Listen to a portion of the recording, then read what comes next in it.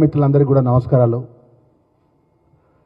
నిన్న నిజామాబాద్ పార్లమెంట్ సభ్యులు ధర్మపురి అరవింద్ జగిత్యాల జిల్లాకు వచ్చేసి ఒక ప్రజలతో ఎన్నుకోబడ్డ ఒక పార్లమెంట్ సభ్యుడిగా ఉండి ఏకవచనంతో రాష్ట్ర ముఖ్యమంత్రి గారి పేరు తీసుకుంటూ ఇష్టానుసారంగా మాట్లాడడం, నరేంద్ర మోడీ ప్రధానమంత్రితో సంబంధం ఉన్నదని మాట్లాడడం, వ్యక్తిగతంగా కూడా మాట్లాడడాన్ని మేము తీవ్రంగా ఖండిస్తున్నాం. ఎందుకంటే ధర్మపురి అరవింద్ అనేది ఆరంభం అనేది వారి కుటుంబం ఆరంభమే కాంగ్రెస్ పార్టీ నుంచి. వారి తండ్రి గారు డి శ్రీనివాస్ గారు అక్కడి నుంచి రాజకీయ జీవితాన్ని కానీ మొదలుపెట్టినటువంటి ధర్మపురి అరవింద్ గారు వచ్చి నోటికి ఎంత వస్తుందంత మాట్లాడుతుంటారు. ఈరోజు ఈ రాష్ట్రంలో ఉన్నటువంటి భారతీయ జనతా పార్టీ నాయకత్వం అంతా ఉంది. 2 కేంద్ర మంత్రులు ఉన్నారు, పార్లమెంట్ సభ్యులు ఉన్నారు. మీ అందరూ ఉండగా కూడా రాష్ట్ర ముఖ్యమంత్రిని మేరస్త జోడో అని మాట్లాడిందంటే దాని అర్థమేందో చెప్పు.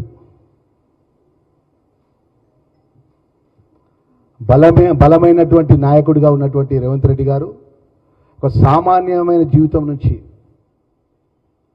ఇండిపెండెంట్గా జడ్పీటీ సభ్యునిగా ప్రజలతో గెలుపొంది స్థానిక ఎన్నికల్లో ఎమ్మెల్సీగా సభ్యునిగా ఎన్నికై తిరిగి శాసనసభ్యుడిగా ప్రజలతో ఎన్నుకోబడి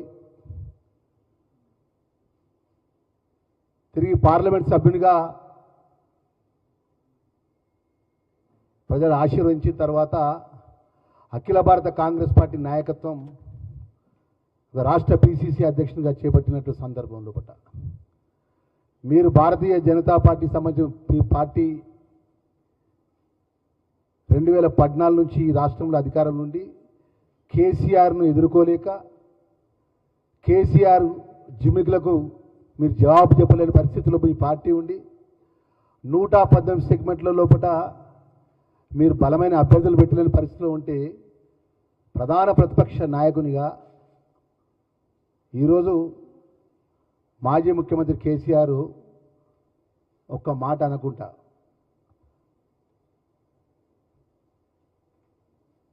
రాష్ట్ర ముఖ్యమంత్రిని పట్టుకొని నోటికి వచ్చేస్తంత మాట్లాడుతున్నావు కదా, మేము ఇక్కడి నుంచి ఇప్పుడు మాట్లాడలేమా? ప్రజలతో ఎన్నుకోబడ్డ ప్రజాస్వామ్య పద్ధతి ద్వారా రాజ్యాంగ నిర్మాత డాక్టర్ బిఆర్ అంబేద్కర్ గారు రాజ్యాంగపరంగా ప్రజల ఓట్ల ద్వారా మనం ఎన్నుకోబడి చట్టసభలో పోయినప్పుడు అంబేద్కర్ గారు ఇచ్చినటువంటి రాజ్యాంగపరంగా ఒక శాసనసభ్యులందరూ కలిసి ఒక ముఖ్యమంత్రిని ఎన్నుకుంటారు. ఒక ముఖ్యమంత్రి కుర్చీని పట్టుకొని వ్యక్తిగతంగా నువ్వు మాట్లాడడం అనేది ఎంతవరకు సమంజసం అని చెప్పి అంటున్నాం. నీ భారతీయ జనతా పార్టీ లెక్క నాగ్పూర్లో కూర్చొని మీ ఆర్ఎస్ఎస్ సంబంధించినటువంటి వ్యూహం ఏదైతే ఉంటుందో ఆ వ్యూహాన్ని అమలు చేసే కాంగ్రెస్ పార్టీ కాదు.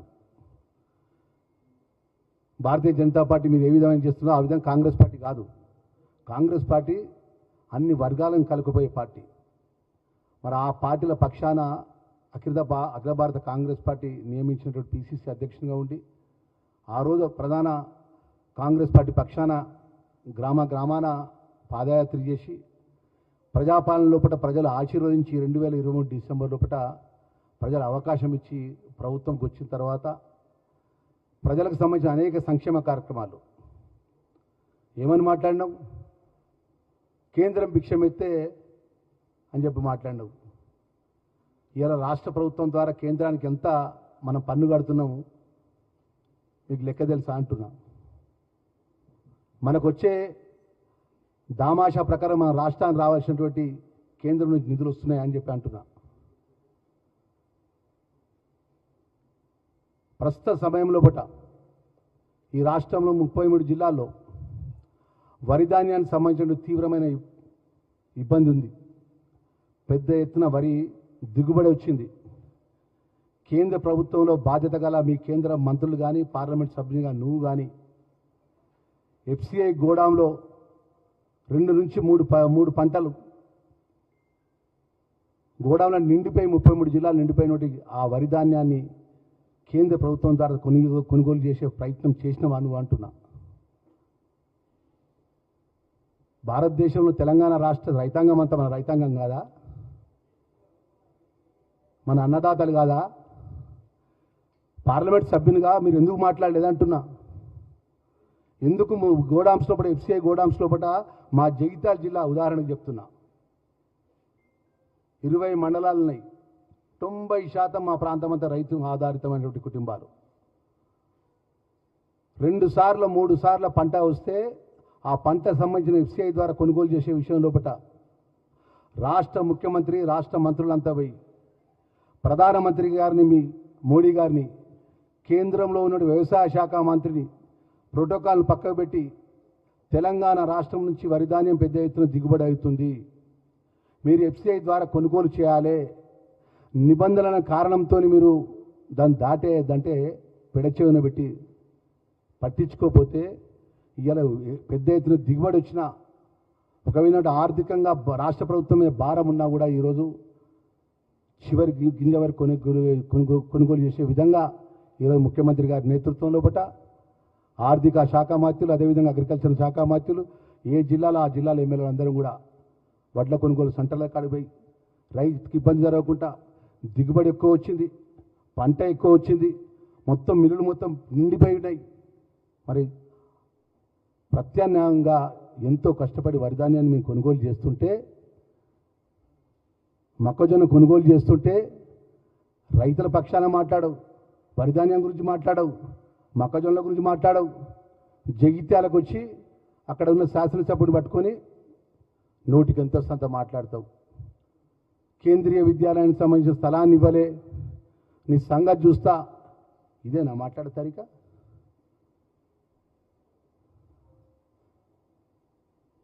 ముఖ్యమంత్రి గారిని ఏకవచనంతో మాట్లాడతావు, ముఖ్యమంత్రి వారి తమ్ముళ్ళ పేరు తీసి మాట్లాడతావు. మరి ముఖ్యమంత్రి వారి తమ్ముళ్ళ పేరు తీసినప్పుడు నీ తమ్ముడి గురించి కూడా మేము మాట్లాడాలన్నా? నిజామాబాద్లో మీ తమ్ముడు చేసే మీ అరాచకాల గురించి మేము మాట్లాడాలన్నా? మేము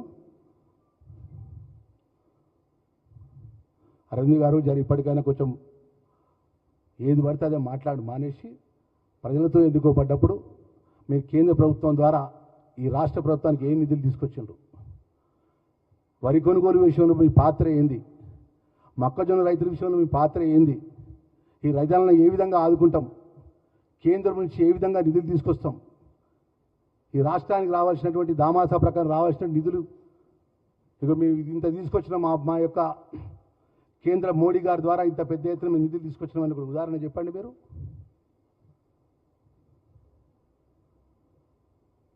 మా social welfare department, tribal welfare department మా రావాల్సిన నిధుల విషయంలో కూడా ఎక్కడ కూడా సహకరించలేదు. అయినా కూడా గౌరవ ముఖ్యమంత్రి రేవంత్ రెడ్డి గారి నేతృత్వంలో పట ఆ శాఖ మంత్రిగా మా శక్తి కొద్దీ గత ప్రభుత్వంలో పెండింగ్లు ఉన్నటువంటి కాస్మెటిక్ ఛార్జెస్ పెండింగ్లు కానీ, డైట్ ఛార్జీలు పెండింగ్లు కానీ, ఏదైతే అద్దె భవనాల్లో ఉంటున్నట్టు హాస్టల్లో ఉంటున్న పిల్లల యొక్క పెండింగ్స్ కానీ సుమారు 220 కోట్ల రూపాయలు నిన్న కాక మొన్న రిలీజ్ చేయించినాం. ఇవన్నీ విషయాలు పక్కకు పెట్టి వ్యక్తిగతంగా ఏది పడితే అది నోరు ఉన్నది కదా దేవుడిగా నోరు ఇచ్చింది కదా అని మాట్లాడడం అనేది ఎంతవరకు కరెక్ట్ అని చెప్పాడు అరవింద్ గారిని అడుగుతున్నాం. నేను అరవింద్ గారని మర్యాదగా మాట్లాడుతున్నాం. ఎందుకు మాట్లాడుతున్నావు? మీ తండ్రి గారు కాంగ్రెస్ పార్టీ కుటుంబంకి వచ్చిండు, మీరు కాంగ్రెస్ పార్టీ నుంచి బీజేపీలో ఇవాళ పార్లమెంట్ సభ్యులైండు. మా జిల్లాకు వచ్చి ముఖ్యమంత్రి గారు ముఖ్యమంత్రి కుటుంబం గురించి ఇవాళ మా నాయకుడు ప్రజలతో ఒక జడిపిడి సభ్యుల నుంచి ఈరోజు రాష్ట్ర ముఖ్యమంత్రిగా తెలంగాణ ప్రజల ఆశీర్వాదంతో ఈ స్థాయికి వచ్చిండు. ఇలాంటి నాలాంటి సామాన్య కాంగ్రెస్ పార్టీ కార్యకర్తను, ఒక దళిత వర్గం చెందిన కార్యకర్తను ఇలా శాసనసభ్యుడు చేసిందంటే అది గౌరవ ముఖ్యమంత్రి రేవంత్ రెడ్డి గారు.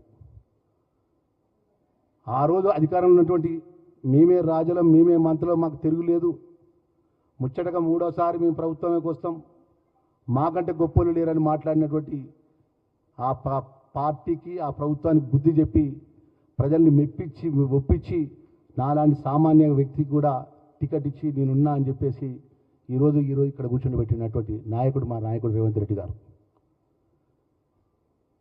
ఈరోజు మా పార్లమెంట్ రాజ్యసభ సభ్యునిగా మా అనిల్ కానీ మేమందరం ఈరోజు మా చైర్మన్గా మా ఎస్సీలను బీసీలను అన్ని వర్గాలను తీసుకొని వెళ్ళేటువంటి మా నాయకుని పట్టుకొని నువ్వు ఏది పడితే అదే మాట నీ మోడీ ప్రధానమంత్రితో మేము ఏది పడితే అదే మేము మాట్లాడితే అది సరైన పద్ధతి అని చెప్పి అంటున్నా. ఇప్పటికైనా నీ ధోరణి మీ పద్ధతి మార్చుకో.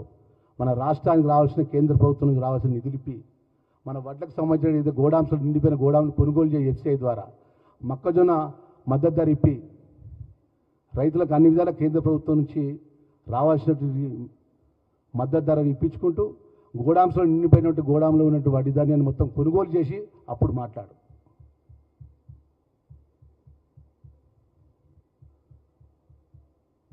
ఒక కేంద్రీయ విద్యాలయం స్థలం కోసం వచ్చి ఆ స్థలంకు 2 ఎకరాలు 5 ఎకరాల స్థలానికి 2 ఎకరాలు ఇచ్చినందుకు ఆ కాగితాన్ని తీసి చింపపడేసిండు ప్రెస్ల ముంగట.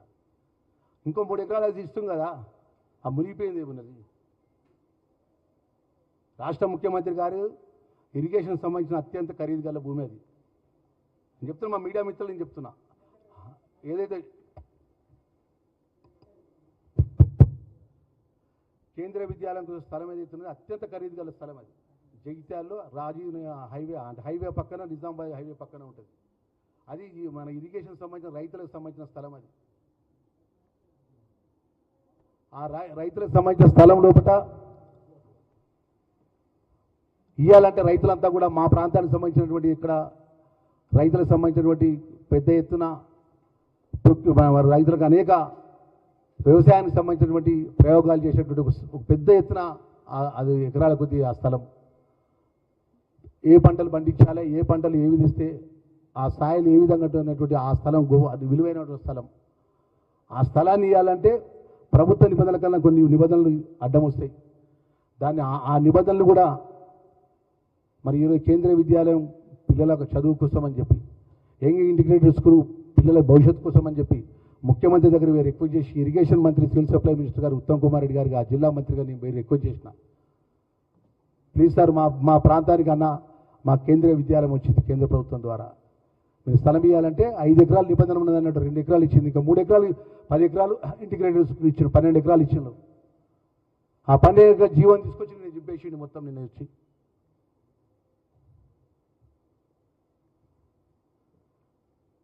ఎమ్మెల్యేని పట్టుకొని ఇష్టానుసారంగా ఇచ్చాడు. మీరందరూ సాక్ష్యం, మీరందరూ చూసిన టీవీలలో. మరి జగిత్యాల జిల్లా నుంచి ప్రాతినిధ్యం చేసిన మంత్రిగా, వెల్ఫేర్ మినిస్టర్గా ఇలా ప్రజాస్వామ్య భద్రత ద్వారా ప్రజలతో ఎన్నుకోబడ్డప్పుడు ప్రజలకు జవాబుదారీగా పనిచేయాలి. కానీ వ్యక్తిగత దూషణలు, వ్యక్తిగతంగా మాట్లాడడం అనేది ఆ గొప్పతనం కాదు. ఇప్పటికైనా నీ పద్ధతి మార్చుకో అని చెప్పేసి ధర్మపురి అరవింద్ గారికి సూచన చేస్తున్నా.